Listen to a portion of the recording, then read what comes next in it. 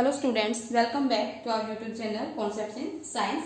In this video we will discuss about the anatomy of stem. As you can see in the diagram here, this diagram, the outermost layer which covers the stem is called as epidermis. As I have told you earlier, यहाँ पे जो epidermis की sales हैं, these are compactly arranged parenchymatous cells without intercellular space. तो यहाँ पे जो epidermis है, it may be covered with thin cuticle, and this cuticle will prevent the water loss from the surface of the stem. In some of the stem, trichomes also present. These trichomes are root-like structures.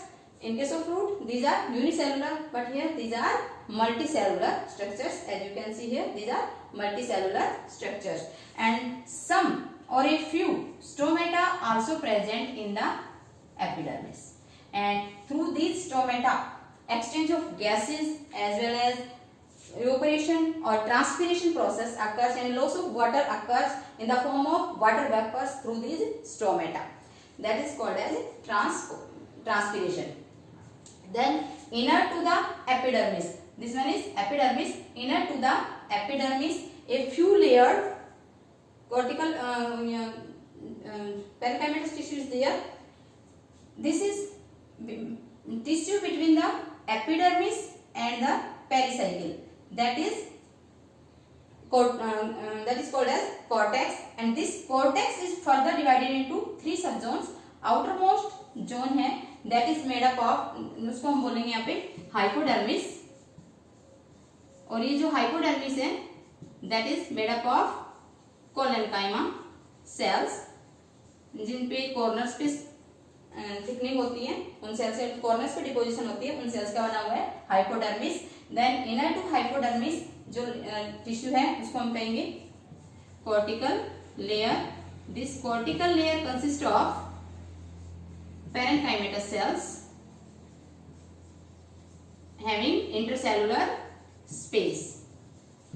Then innermost of this cortex is endodermis,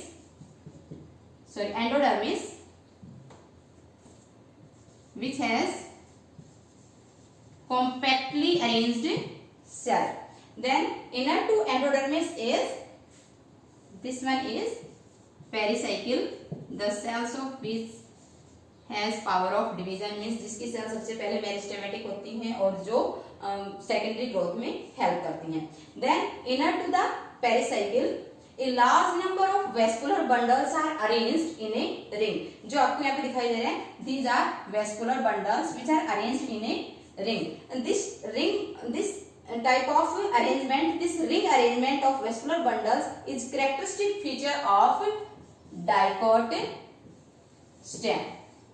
ये dicot stem का एक characteristic feature है जिसमें ये जो vascular bundles हैं, these are arranged in a ring like structure.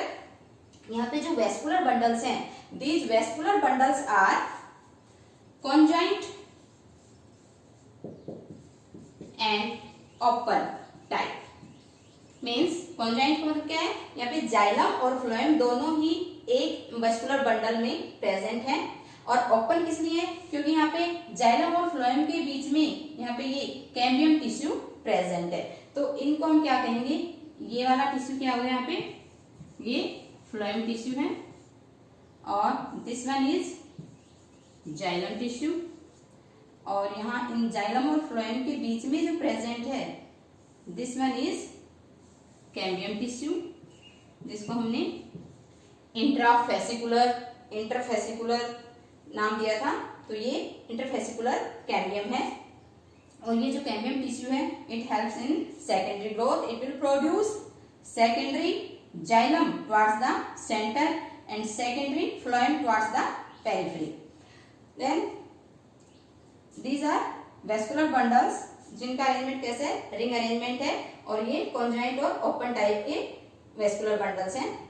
फिर inside the vascular between the adjacent vascular bundles, अब ये और ये जो दो वेस्कुलर बंडल है इनके बीच में ये जो टिश्यू प्रेजेंट है जो यहाँ पे मैंने दिखाया है, this is a ray of parenchymatous sales, जिसको हम यहाँ पे कहेंगे मेडुलरी रे।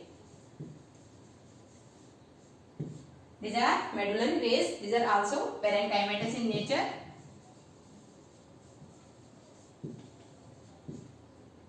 Then here in the center, a large number of rounded, thin-walled parenchyma cells present, जिसको हम यहाँ पे क्या कहेंगे, pith. तो large size pith is present in the dicot stem.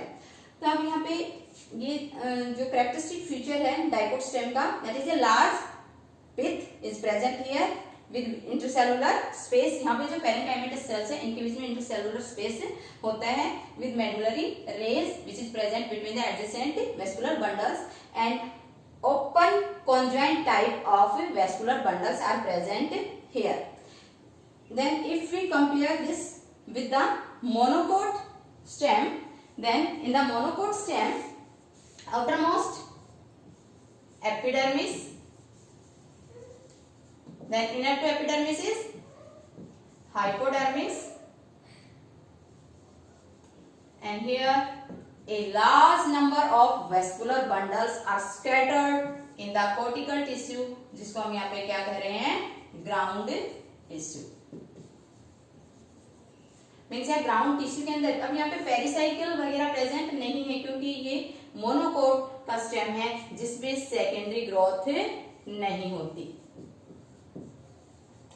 तो यहाँ पे पेरिसाइकिल और कैम्बियम वगैरह की जरूरत नहीं है। तो यहाँ पे a large number of vascular bundles are scattered throughout the ground tissue.